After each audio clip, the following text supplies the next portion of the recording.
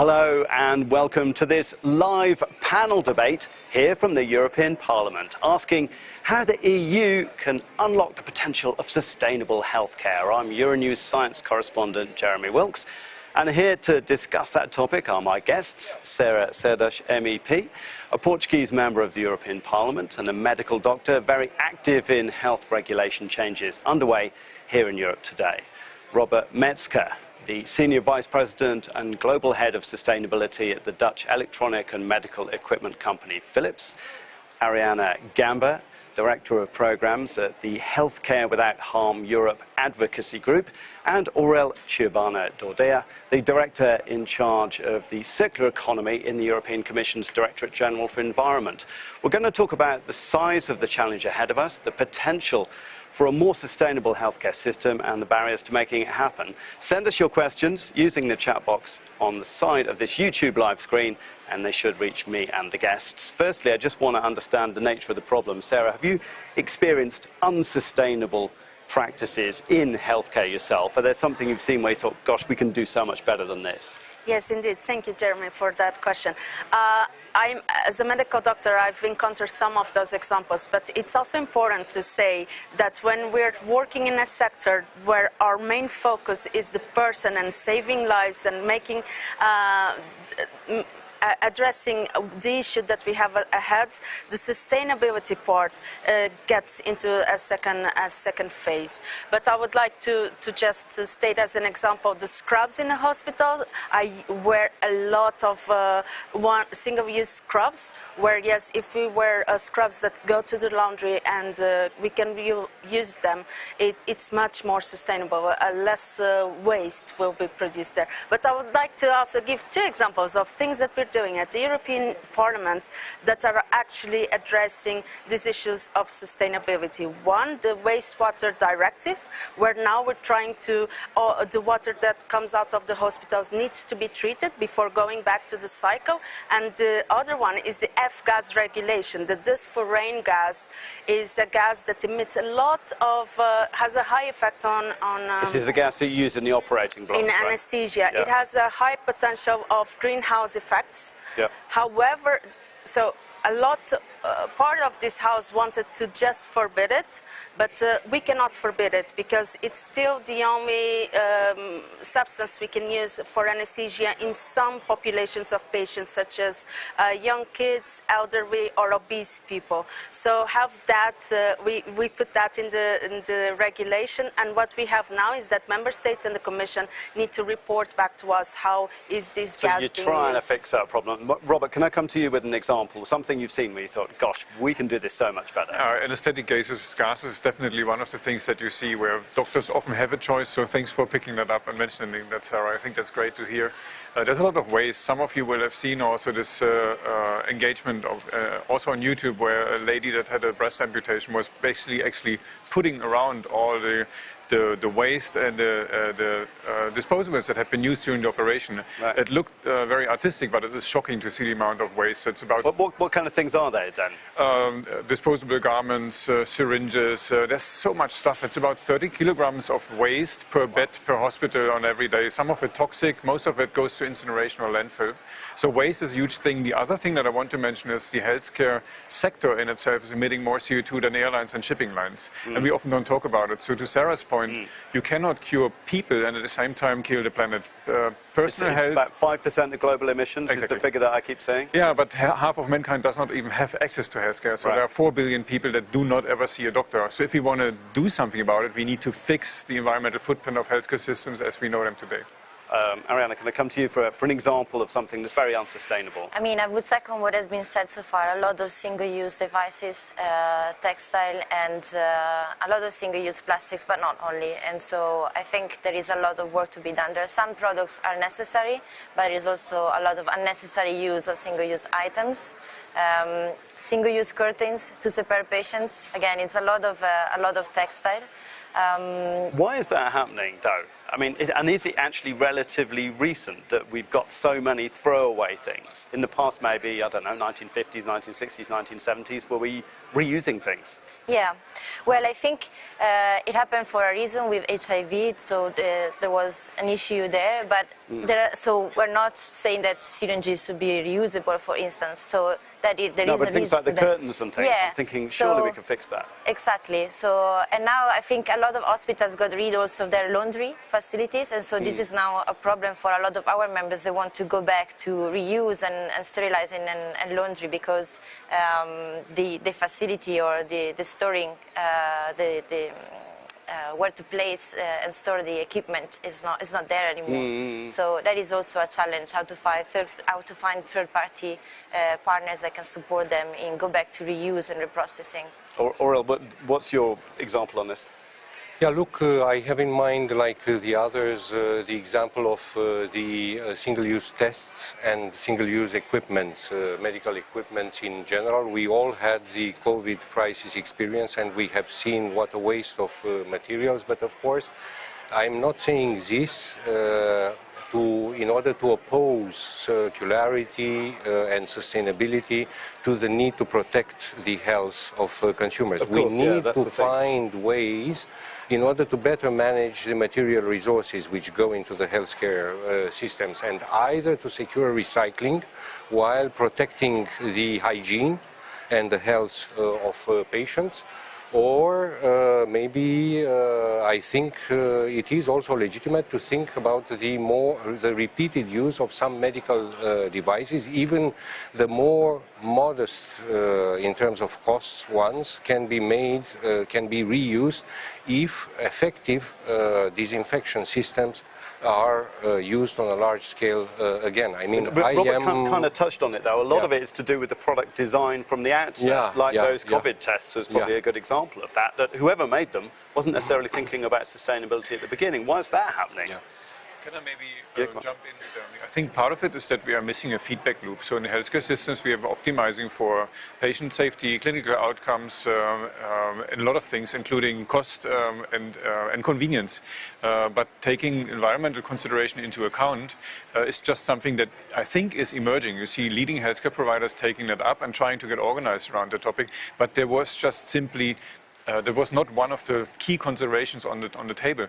Is this, though, as I was saying before, is it a relatively recent problem, actually, that we've got so many single-use I think people and companies become growingly aware, also with the need to tackle climate change. There is a growing awareness about the carbon footprint, but also about the sustainability and environmental dimension, how you can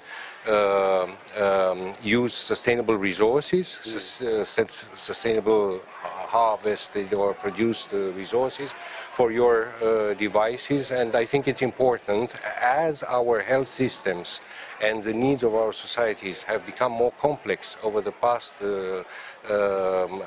decades, more resources go into this. The more we consume resources, people have become more aware about the need to be more economic.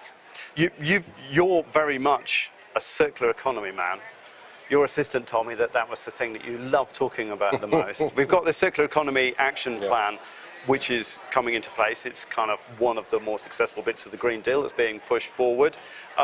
But it's kind of going for electronics, batteries, vehicles, packaging, all kinds of things that touch on the healthcare sector. Will it have any impact on the healthcare sector, the Circular Economy Action Plan? It will have, but not in the immediate run. I would like to point to a flagship measure that we have proposed. The European Commission has proposed in the spring of last year the Eco Design for Sustainable Product Regulation, which is a framework regulation meant to mainstream sustainability considerations and criteria, concrete obligations related to sustainability in the life cycle of all products which are marketed on the single market of the European Union, with the exception of food, animal feed, and medicines. So in the medium run, long run, we have in mind to address sustainability issues, certain sustainability issues which are relevant for the healthcare industry. I mean, do you think healthcare is being overlooked in this conversation? Yeah, I think a bit. I mean, it's good to hear. It's good to hear this ambition, but from our experience, often the healthcare sector is exempted from these measures. For instance, when it comes to the packaging and packaging waste directive revision, there was a provision on recycled content in packaging. So to have recycled content for food contact material in packaging, but the healthcare sector was exempted. So why? What's going on here? Can you explain why this happens? I mean, I'm in a bit tricky situation because I'm a parliamentarian, I'm a member of the European Parliament, but I'm also a medical doctor. So I have seen both ways. Obviously, here we want to decrease our footprint. But I would say the main concern is what is the healthcare system focused towards. And these environmental responsibilities were a bit left behind, but it's something that was said here before. It's also starting to pick up in the different systems. We have the NHS in the UK, even though it's not part of the EU. They have a net zero action plan. We have some hospitals, for instance, in my own country, that they are trying to reduce their footprint.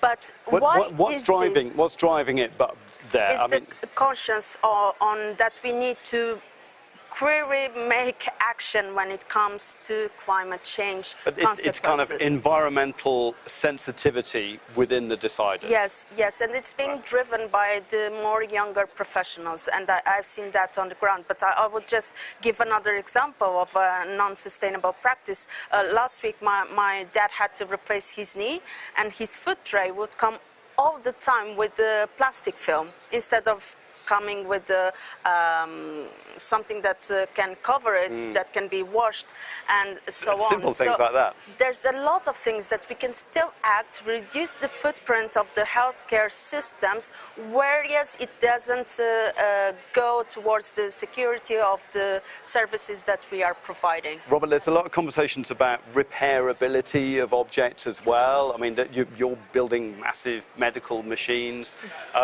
To what extent at the moment can those things be repaired and reused? Because we talked about the massive cost of producing them in terms of CO2, but also the price as well of making them. Can we repair them and reuse them? Is that allowed? Yeah, so there are different aspects. I think three questions on one. Yeah. I think on legislation, it's great that we have right to repair legislation in preparation. Again, to your points, medical sector is out of scope, but medical devices are heavily regulated by the MDR, by the medical device regulation anyway.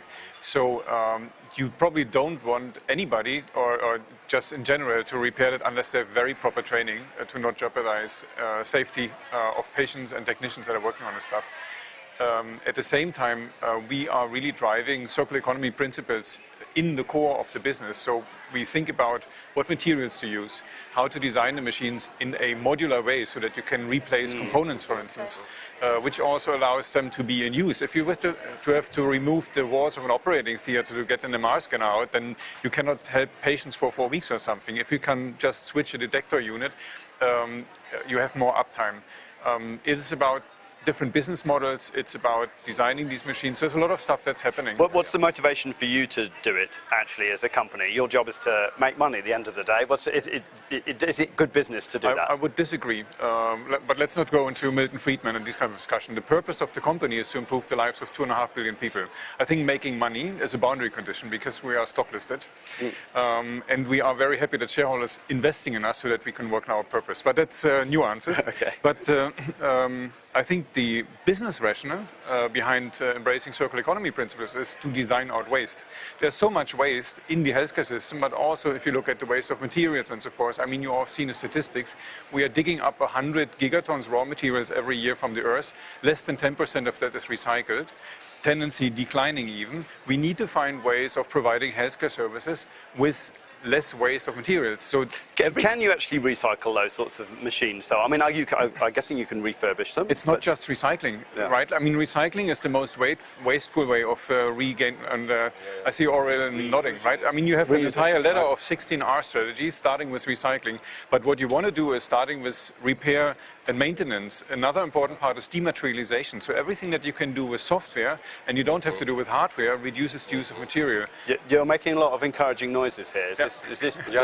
Absolutely. You're hearing this inside the It's European Commission? consonant with the philosophy that we are having in mind, and I think, I mean, companies like Philips are very much aware of, and in a way we reflect the market trends and also the societal trends. So there is a consonance here. But let me explain the exemption from the packaging and packaging waste regulation for medical packaging is also due to a concern to protect the health of citizens. There are not enough polymers on the market and materials on the market and technologies to recycle them at scale which offer sufficient guarantees that there will be available materials preserving the quality of packaging, because it's a more delicate packaging like for food. The food packaging is not exempted, but medically packaging, we leave it for a later date for a revision of the system. When's the later date? When are you going to come to that? It will be in 4 or 5 years. Okay. Yeah. We will bring in about 3 years, if we are lucky, and to have the regulation adopted this year by the European Parliament and by the Council. In about 3 years, we will come with criteria for design for recycling and for an evaluation of the capacities available across the European Union to recycle at scale. If all the installations, technologies are more or less in place to cover 75% of the needs of the European market. Yeah, to have All right, can I get your thoughts on this? Yeah, I think that's more a feedstock problem, and so until we don't have a political mandate, it's also difficult to push that. So I think that would be important, because we see amongst our members a lot of good practices in terms of reuse or reprocessing without compromising the health of the patients, which is very important, is the most important. But it takes the senior management buy-in, it takes a lot of passions from the people that are involved, and we have to increase the awareness about the link between health and the environment, because we cannot have healthy people on a sick planet. And so we need a political mandate to advance this agenda, otherwise it will be too slow. But is it the case, though, that healthcare is almost something you don't want to touch because we've just come out of a pandemic and everybody's thinking, whoa, don't touch healthcare? I don't think so. I think healthcare has an important contribution to give here. It's just the focus is not as simple and straightforward to drive this change. But there's a lot of examples out there that, for instance, these directives, okay, they don't apply to the medical field, but in a second step, they will apply. And we're walking very, very slowly, but we're trying to high up the pace to make it faster, because it's important that the healthcare systems also reduce their footprint. But there needs to be, there's some solutions out there, but they need to be overarching. They need to be. There is a case, though, that health sort of gets treated differently. Obviously, we understand why, but that, you know, we had all of these conversations during the pandemic of health is in everything. In policy, across education, employment, etc. But now environment, really, and sustainability should be in everything, and it doesn't seem like it's necessarily in all of those healthcare conversations. One of the reasons why we wanted to have this conversation today is kind of get that in there and say, well, this is missing. You know, what is that all about, actually? We haven't got the right people in charge? But the message is not don't touch, exempt healthcare, but the message is be careful, be mindful of the particularities of the healthcare sector and address it with care. But who's driving that? From my side on that, so I think the pandemic really has shown the enormous strain on the healthcare systems anyway, right? So to me, that's not don't touch it, but there is a sense of urgency that you need to think about what sustainable healthcare looks like. So the readiness and the awareness is there. The other thing that we have to keep in mind, healthcare is not a sector that is front-running when it comes to the speed of adopting innovation. If you look at adoption curves, healthcare is chronically slow on that. So we have developed some of, for instance, telehealth things 10, 15 years ago, and doctors and care protocols were just not ready to adopt that and bring that into practice. But with the COVID pandemic, for instance, they suddenly saw the use of telecare, second opinions, and so forth. So sometimes the increasing pressure on the system can also drive a faster acceleration and a change, including more environmentally sustainable solutions. Ariana, I guess you spend your time talking to politicians about this and engaging with them. Do you see a change? I think we need to work more on making this link between health and environment visible. And what Robert was saying about the pandemic, I think that was a good opportunity, because when it comes to sustainability practice, it's also about resilience of the sector. And so the examples that Sarah brought about the scrubs, we had members that switched to reusable gowns during the pandemic because they didn't have enough supply, because there was supply shortages. So they were forced into a kind of sustainable. They were forced into do it, right. and that also allowed them to be more resilient, because they weren't affected by the shortage of supply in the long term. And did they keep it? They kept those practices afterwards? They are trying to keep it, yeah. But it's also, there are also a lot of challenges, as I mentioned before, regarding laundry and storing products. And so I think that's why we need, we need to distinguish, because it's true that we have to be careful and not compromise the health of patients, but we also have to distinguish what is necessary and what is not necessary, because just saying healthcare, it's generalizing too much. And within healthcare, there are a lot of good examples of things that can be done. And I think if we can do it, the healthcare sector should be prioritized, because if we can do it in this special sector, the other sectors are no excuses. The voice I don't hear at the moment is the voice of patients. Do patients care at all about the sustainability of the hospital? I'm guessing they mostly care about their health. Is there any proof or feeling that a patient would say, oh, this is great, this is a super sustainable healthcare service that I'm getting here? I think when it comes to patients, and I've seen it on the ground, is that when they see these wrong practices or how much waste they are producing in the hospital, that makes them aware, oh, okay, this is so wasteful. But when it's the good practices, you don't see that much the outcome, because there's not that much waste. So I think patients are aware. I think health workers are very much aware. It's just a matter of giving them the tools, also informing them and creating awareness that security, safety of the patient is not compromised. Safety of the practices, medical practices or the health practices is not compromised. But there are solutions, there are ways that we can do it different and make it more sustainable and less wasteful. You're Portuguese, and I actually believe that the Portuguese are kind of leaders on this sort of thing. Can you give us some examples from the experience in the Portuguese health service of a sustainable approach? Yes, so one of the examples I would like to bring is in some hospitals they actually have the laundry facilities within the hospital, and so the circuit is much closer. So there's no truck. So there's no transport, yeah. There's not these emissions of transportation and so on. Another good example is that majority of the hospitals have the sterilizing system for surgical medical tools. So instead of you using a tool that is single use, you can use one that is used for multiple times, right, and have and that's not the case in other places.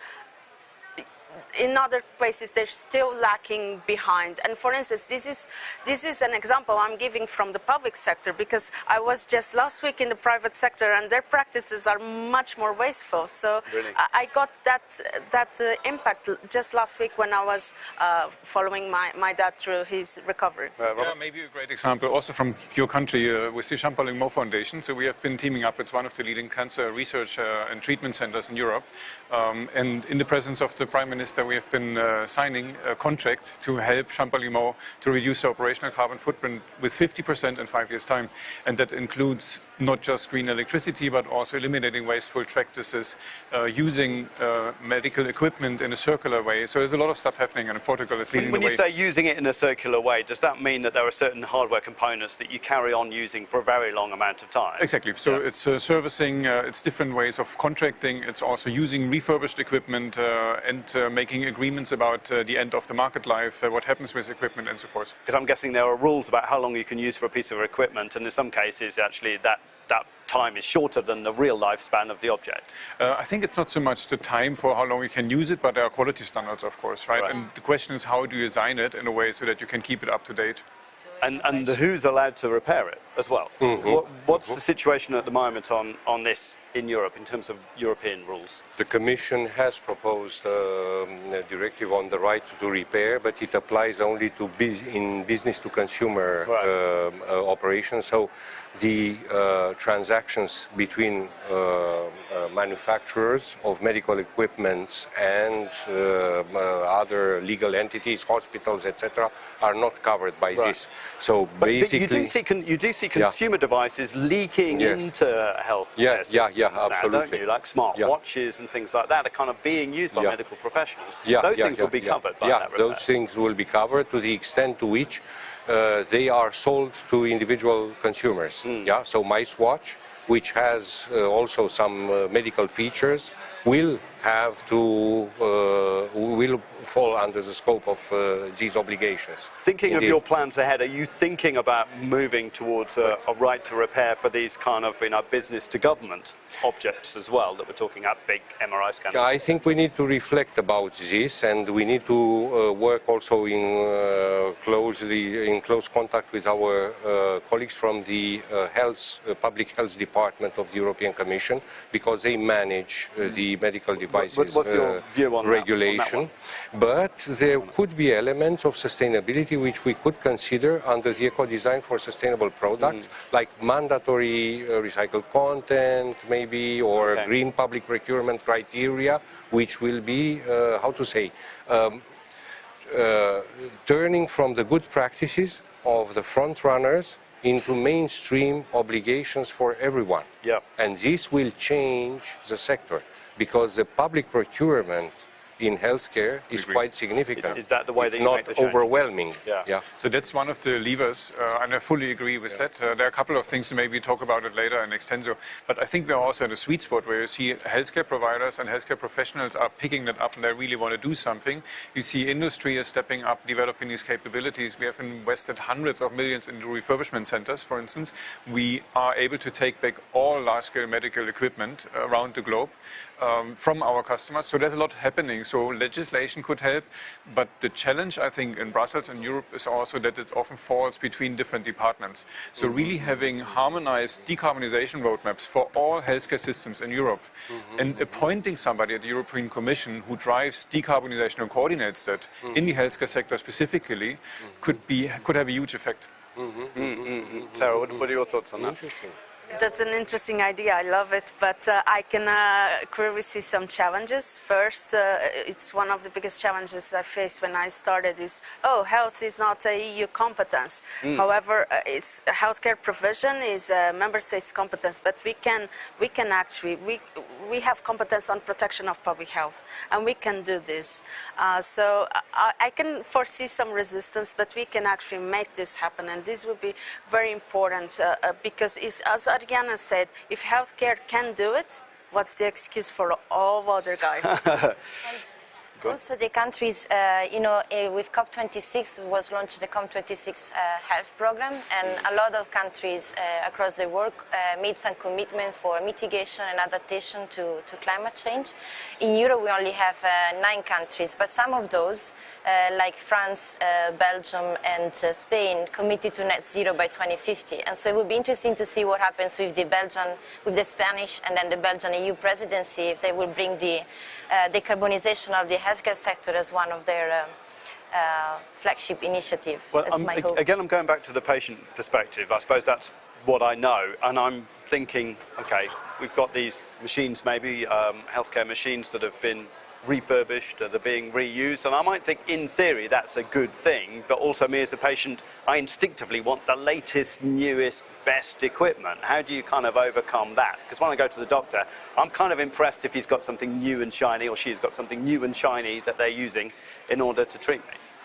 I'm not a doctor. I can relate from a patient perspective, but I would say I want to feel in safe hands. There's always a huge information bias and gap between the doctor and the patient anyway. That's changing because patients are educating themselves using internet and so forth. But if you want to go to a hospital, you want to actually have transparency about the quality, the clinical outcomes and so forth.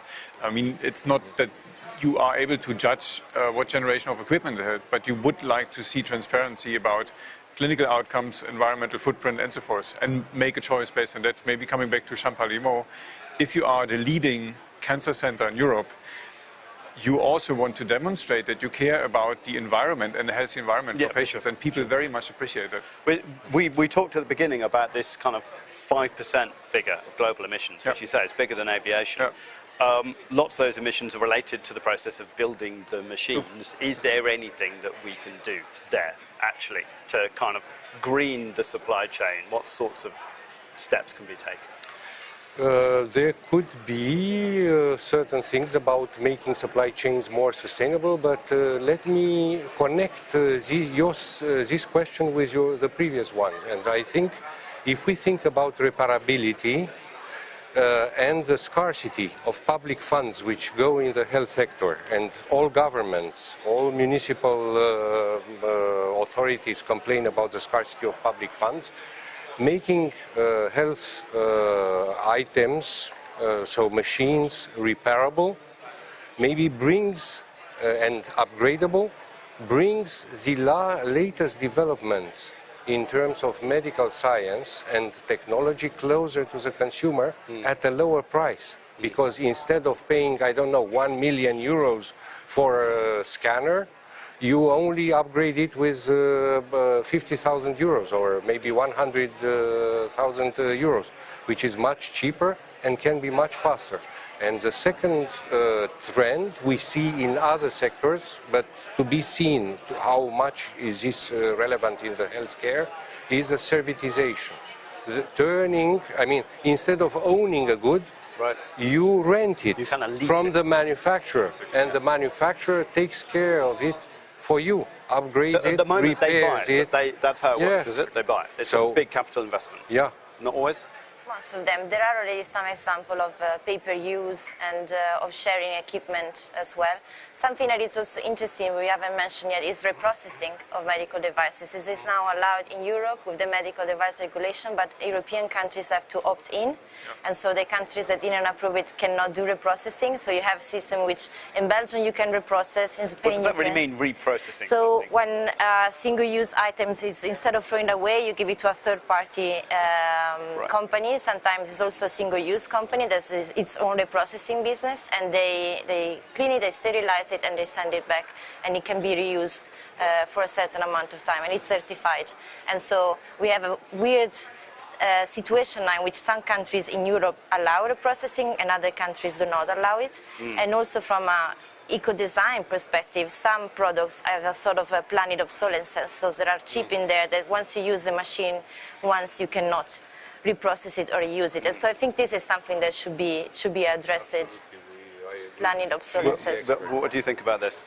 Yeah, I have some thoughts on it. I think that can be used. I would like to just highlight this on the patient perspective. I want to have the best available treatment, and I don't immediately see the hardware or the software they are using. I trust my provider. But what I would like to bring up to this discussion is a way that we can actually, not so much on the product, but reduce the footprint of this usage of materials is through digitalisation. Through the European Health Data Space, we're going to be able to reduce the amount of complementary exams for diagnosis and therapeutics. For instance, if I do a CT scan in Portugal, it can be used by my doctor here in Belgium. So it will reduce the footprint, individual footprint of the patient, and I think this is outstanding. Kind of greening the pathway of the patient, actually. Greening the pathway through digitalisation and through these new digital tools, and specifically through the European Health Data Space, which is something I'm fortunate to be negotiating at the moment. It's on its way. It's on its way. I just want to go back to what Aurel was saying about this ownership model and the kind of leasing it. Is that a good idea as far as you guys are concerned? Is Sure. that the way we have forward? a couple of questions on the table, including digitalization and ownership models and supply chains, but maybe going to the ownership models. Yes. Think about imaging as a service or patient monitoring as a service, because it transfers not only ownership but also gives you better opportunities to design and service and so forth. So yeah. But you're happy about this, but Yes. what about your competitors, the other people who are also making Ask equipment? Is the whole market working in that direction? Because the way car ownership has worked has gone that way, right? It's not just the producers. I mean, to Oral's point, we can do already a lot with eco-design, but circularity is not a product property, it's a system property. You need to have the right the business models, the ownership models, the legislation in place. So we are at a point where technically we can do a lot, but to your point also, it is about adopting and scaling and fast adopting. And then I think where the legislation and European Parliament and the Commission can play a role to drive adoption of best practices. What are the barriers at the moment to what he was talking about, that kind of model of leasing, I suppose? Fragmentation, when you mentioned the opt-in version, for instance, when you talk about public purchasing, for instance, we have this 15% rule on green public procurement, which is partially adopted in some European countries. So what we see is basically patchwork of adoption of, in principle, very helpful legislation, but really driving fast adoption and also sharing of best practice, building communities of practitioners will, I hopefully, help in the next 5 years. Why would a country be reluctant to adopt that? Beat me. Money? Yeah. It's always about finances. Tell me It's more. about the costs. Tell me more. It's about the cost, but the costs at short term can be higher, or if comparable, but at the long term, the cost, the savings will be much greater than if we don't make the change. So I think, also I'm from public health, so I like to think on the long-term perspective, the savings will be much higher. Okay. Can I bring you in on this?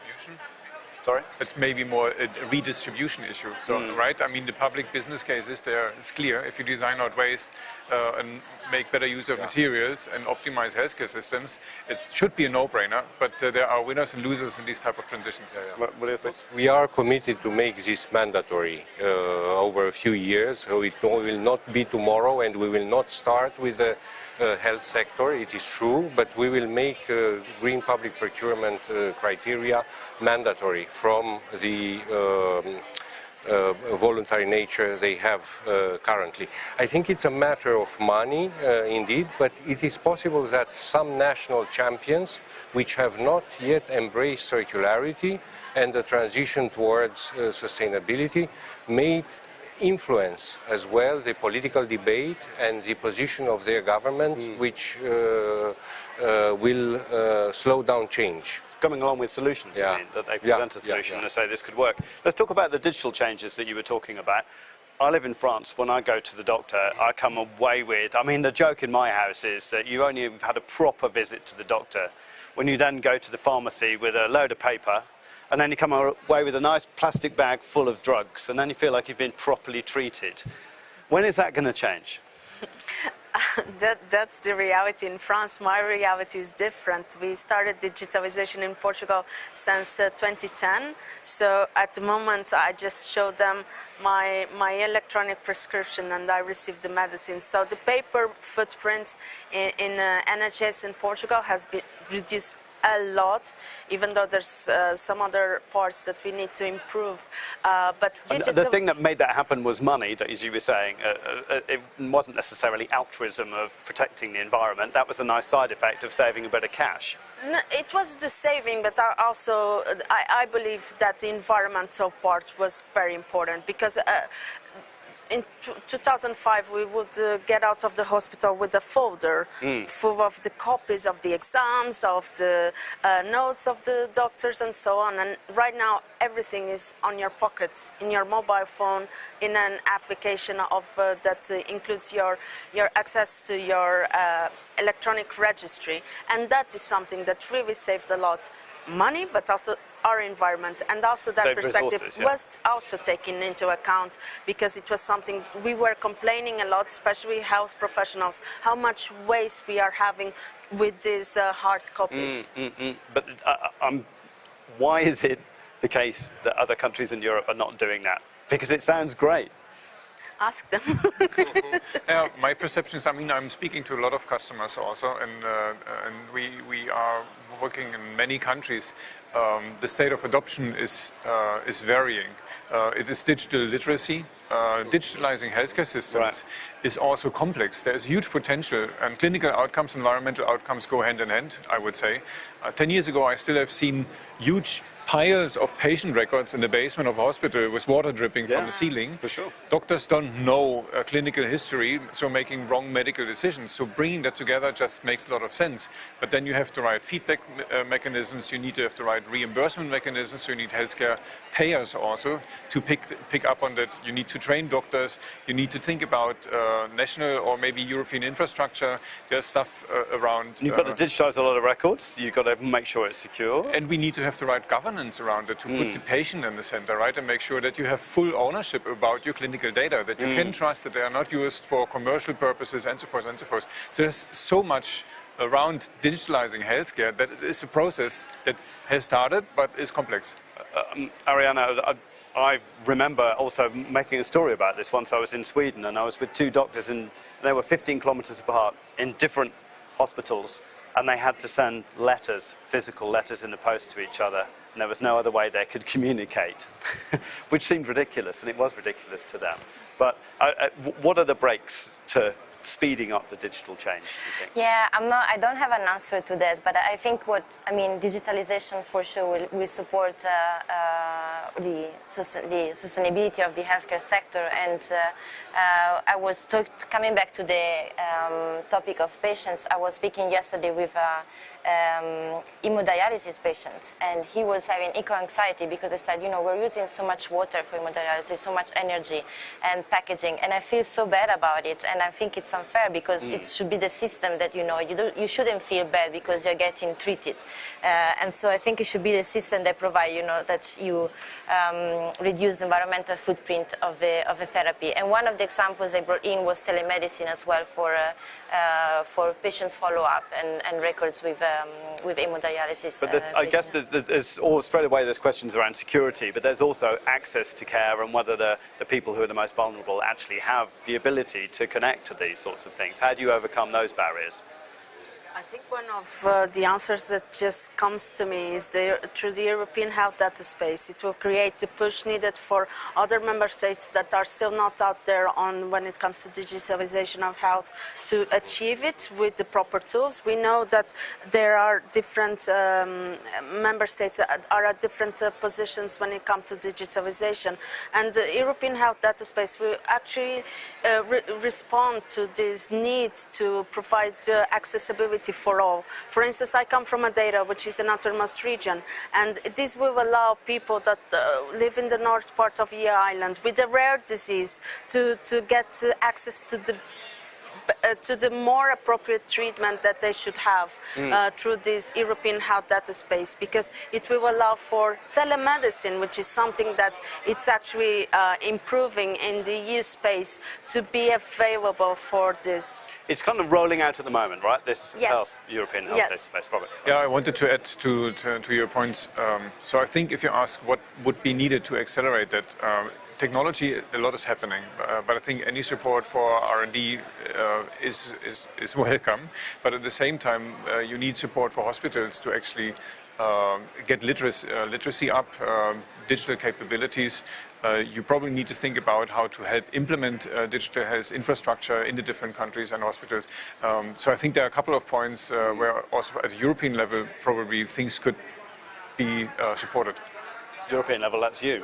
Yeah, it's not necessarily me, but of course me and my colleagues, yes, the institution. And I think these are very important pistes de réflexion, so topics on which we need to reflect and maybe stay in touch with the industry and also with consumer organizations and NGOs in order to see how we can help, for instance, from a sustainability perspective. But not everything is sustainability. I mean, the digital skills that other colleagues, but I think we should come up probably with an integrated approach that would materialize in hard measures, sometimes regulatory interventions. Otherwise, they may need to materialize in softer approaches and coordination, because health policies are also a matter for national regulators, and the Union can support. However, we can regulate some product aspects, for instance, so we need to fine-tune. It's like a watch. Yeah, I would like to go back to the green public procurement criteria, because we have been advocating for GPP since many years, also with the last round of election to make it mandatory. And I'm a bit sad to hear that will not happen for healthcare in the first instance, because when we look at public spending, I think healthcare is half of it, depending on the country, but it's a big chunk of the public procurement in Europe. So I think it should be made a priority. Maybe not whole healthcare products, but you mentioned a few like textiles, aluminium, and so a lot of materials that are used in the healthcare sector. So I hope there will be a way to include that when we're looking, for instance, at textile. A lot of the examples we mentioned before is a lot of single-use textile that could be, you know, yeah. And on our list of priorities, we have textiles, we have aluminium, steel, furniture as well. And when we will address the problem of sustainability criteria, of course, we will have in mind all the uses. And there will be a public consultation, and we rely on the participation of all the knowledgeable stakeholders in our societies and economies in order to shape this well. Maybe another practical solution could be to update the green public procurement criteria for electronics, right?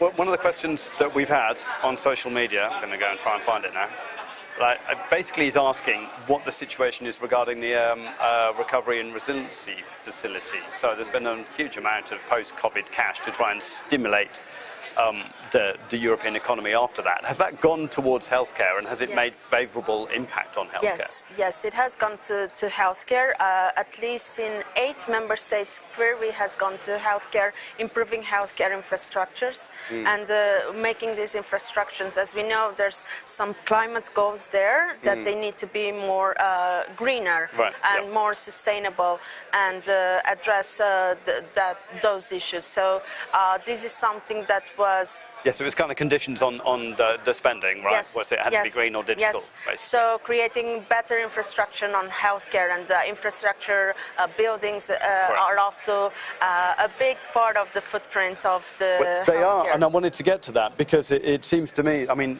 in our office, we were freezing in the winter and we're going to be boiling in the summertime. We are changing our rules about lights. We're switching off all of our televisions in a TV news channel to try and cut our footprint, and helps with the electricity bill as well. Is that happening in hospitals?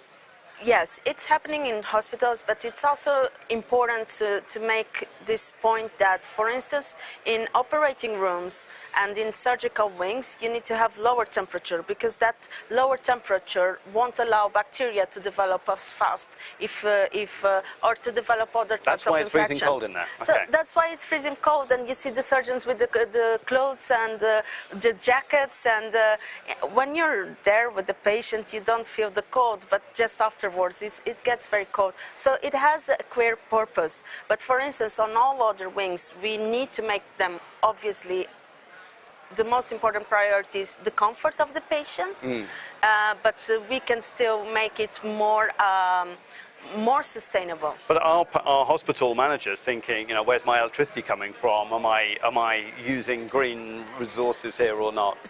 For instance, I can give you an example of what I see when I fly through Lisbon. We always see one of the biggest hospitals in Portugal, which is where I studied, and you can see solar panels there. So I think this change is already Portugal's going the best place, basically. Yeah. I wouldn't put it like that, but we have some really good practices going on. Jeremy, we interview also leading healthcare practitioners around the world every year with the Future Health Index, and one of the things that we see is 99% of the healthcare providers have some sustainability practice implemented. That 2/3 really believe they should step it up, and that 1/3 of the younger employees are really passionate about it and choose their hospital also based on these type of practices. So there's definitely support, but the question is, how do you bring it to scale? We saw that happen in NHS, right, in the UK, which, you know, and I'm British originally, and you just the only story I hear about the NHS is how badly funded it is, how terrible state it's in, and then I discover it's a sustainability champion. Yeah. And that apparently came from the ground up. It came from the doctors. Yeah. There are a lot of healthcare professionals are advocating for that. There is a lot of movement in the UK. Indeed, the UK is the country that pledged to climate neutrality for the healthcare sector by 2030.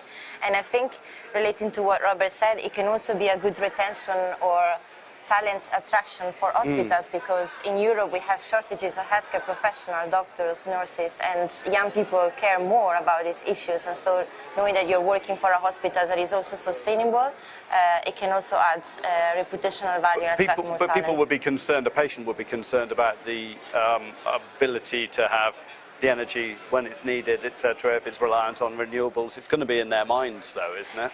Yeah, but I don't think, again, I think it's important to emphasize is that when you are making sustainability measure, will not compromise the health of patients. It can actually bring also health outcomes. So I think that's important. What are basically the big barriers to change? I mean, we're talking about trying to accelerate the sustainability. What are Maybe throwing one in, building on what I just said, right? 99% of the hospitals do something, but they often lack an overview. So they don't know really what their end-to-end footprint is and where to start. So being able to map that out and understand how much comes from logistics around the hospital, how much comes from materials, how much comes from my energy bill, how much is actually embedded carbon in the huge machines that I'm buying, how much can I achieve by optimizing care pathways. If they would know, they would love to, but I don't know how and where to start.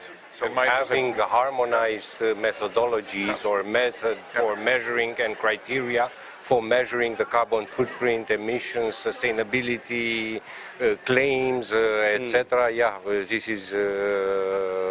This would be important. We will be reflecting, we could do something for the product environmental footprint, for instance, the measurement of the carbon footprint in this area. Again, I think this was not among our priorities, because we must be aware that there are sectors which are even bigger, although I'm mindful about the big impacts that you have mentioned at the beginning of our dialogue. So it's very interesting. We need the supply chain, right? Which is, as well. We spoke about 5%, but 5% is the global average. In developed countries with developed healthcare systems, it's closer to 10% of the national carbon footprint. It's very important. So it could be the thing that makes Europe meet the climate goals or not. Absolutely. What do you think are the big barriers to change at the moment? The big barriers to change, I would say, it's what was already mentioned here, is lack of access to information. Where can I reduce my footprint? And I think the EU can actually play an important role on this when dealing with and achieving common methodology, how to measure it, and providing an overview, a plan on how the system, through the different units of healthcare, can reach these goals. So it can guide, or it can provide orientation, guidance, but it's something that the ground is also wanting us to do. There must be legal obstacles as well, I'm guessing, to being able to use particular kinds of products regarding the amount of recycled components in them or whatever inside healthcare systems. They must have kind of rules that say, no, you can't do that, you're not allowed to do that. It's mostly rules on quality of products, and that's something that we will never go over, because quality of the patient, of that person, is our top number one priority. How do you reassure them? How do you reassure the patient, you know, something's recycled, reused, refurbished, whatever, this is going to be just as good as it would have been 10 years ago?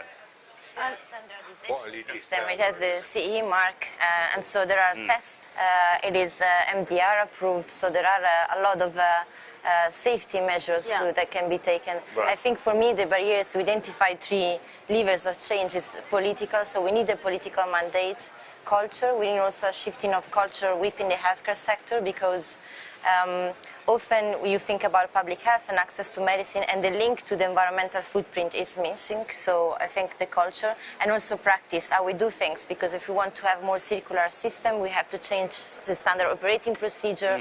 We have to change how much time you give to your nurses and staff to perhaps clean things, because they have to do everything rush. So there are a lot of things to change. And then the supply chain, because when we are talking about emissions, we know that in Europe over 70% 75% of the emission are coming from the supply chain. So that's really pharmaceuticals, consumables, the products that the sector is consuming, and that's where green public procurement comes in, and the criteria for the private sector to be more sustainable and eco-design. We know we got some. Ariana, because we talked about supply chain briefly before, and we recognize that. So a huge part of our own emission also comes from our supply chain. We have 15,000 bill of material suppliers globally. So if you can influence that, you can do a massive shift, and the emissions from our supply chain are much. How do you influence that? So how do we do that? We started with adopting science-based targets for the company. We were the first health technology provider to do so. Since 2020, we operate carbon neutral globally as a company, and based on the practical experience and knowledge that we have from doing that, we are reaching out to our suppliers. So we have invited them and asked them and set ourselves a goal to get 50% of our global supply chain to commit to science-based targets by 2025. That's just around the corner. And we are already over 40%. Because we have a very strong supplier organization and supplier capability building programs, so we can incentivize them financially, but we can also tell them, based on our own experience, we know how to do it, and we can help you get there. We've got European elections coming up, haven't we? Yes, we do. Do you think that this is going to, do we expect to see a change in 2024, 2025, moving forwards? Is there going to be an attitude change? Yes, I think so too.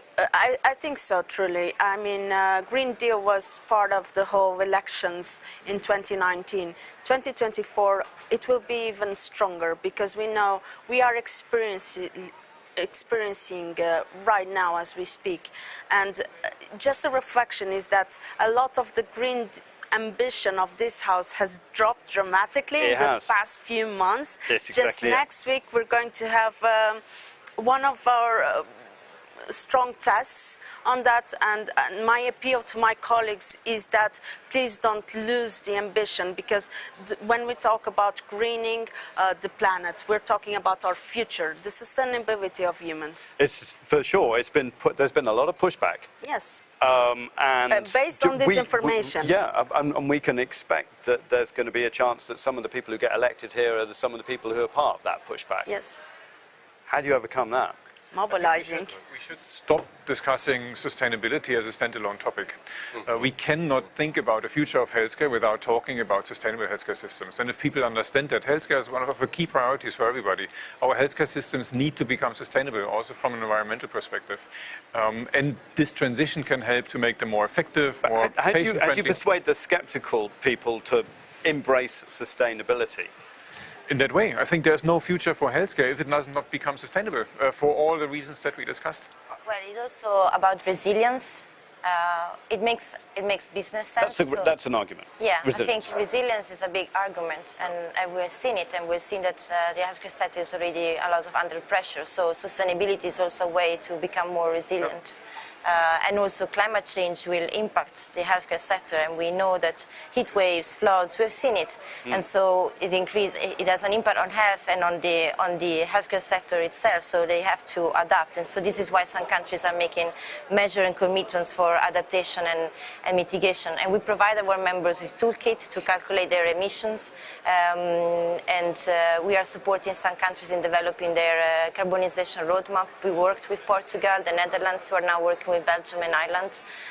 So again, I think it's the at the end of the day, though, you're trying to bring together lots of different kinds of conversations. The environmental conversation, we're talking about the health policy conversation, we're bringing together experts like you and political leaders at the same time. How can you unify everybody? I think we can be reasonably optimistic about the next year's elections and about how this will work. And I think there are two arguments.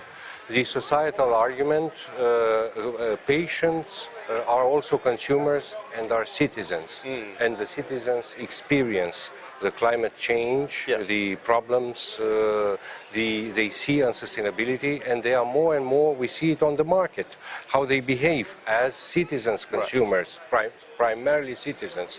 They behave in a more and more ethical way, and this will impact the political level. And here I come with the second argument. At political level, we can be optimistic that at least circularity will remain a more perennial element of the next political cycles. We have seen, for instance, this spring, in the Spring European Council, our heads of state and governments have discussed about the strategic priorities for the competitiveness of the European Union beyond 2030. And circularity is one of the 7 priorities which have been identified. So this is here to stay. It vindicates the activity and the innovation and the investments made by the front runners, and I think there are good chances to turn the pioneers into mainstream behavior and to have everybody on board in response to societal concerns. We've basically pretty much run out of time, but Sarah, I'm going to come to you for a final question about what Aurel was talking about, circularity being a kind of a selling point. Is it, when you get out there and you speak to consumers and you speak to voters, do they understand this circular economy? They understand more and more, and it's something that resonates not only to the younger generations, as we usually put it out there, oh, it's the younger generation have embraced this cause, but I can see it in the ground when I speak with my constituents, that this is a worry that goes across generations, and I'm very hopeful for the future because of that, and that we can have a good turnout on the next year elections in order to have a quite representative parliament members of the citizens. I suppose that's the final conclusion. Make sure that everybody gets out there and votes. Thank you. It's been an absolutely fascinating discussion. I hope everybody watching this has learned a lot. Sarah Serdish, MEP, thank you very much for being with us. Robert Metzger from Philips, Aurel Ciobanu-Dorder from the European Commission, and Ariana Gamba from, let me get it right, because I have to say Healthcare Without Harm Europe. Because you're the special European person. Thank you very much for being with us here on Euronews YouTube channel. And keep watching, and please go to euronews.com for an update on the latest news, but also to learn more about healthcare, because we've got programs about that, telling you how this European health data space is evolving over the next few months. Thanks for watching.